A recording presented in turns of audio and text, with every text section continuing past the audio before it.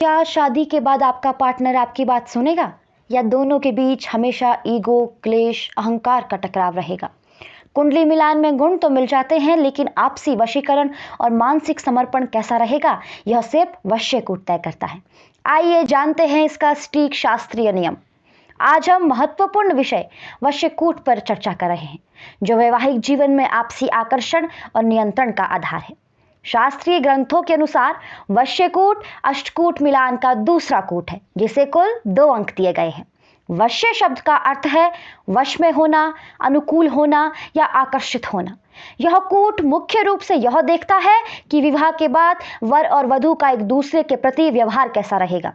क्या दोनों में प्रेम और समर्पण का संतुलन होगा या फिर एक साथी दूसरे पर हावी होने की कोशिश करेगा। संक्षेप में कहे तो यह दोनों के बीच मानसिक तालमेल और वशीकरण की क्षमता को मापता है।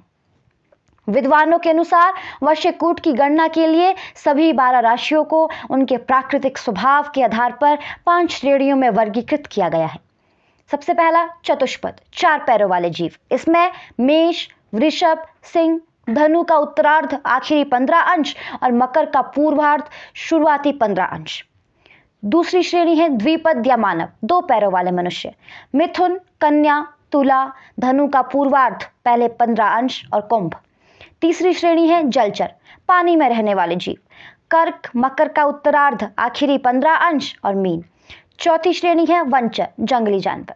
सिंह राशि यह विशेष रूप से स्वतंत्र और हिंसक स्वभाव के कारण पूर्ण वंचर मानी जाती है। 5वीं श्रेणी है कीट, इसमें वृश्चिक राशि ही आती है। ऋषियों ने इन श्रेणियों के आपसी व्यवहार पर अंकों का निर्धारण किया है।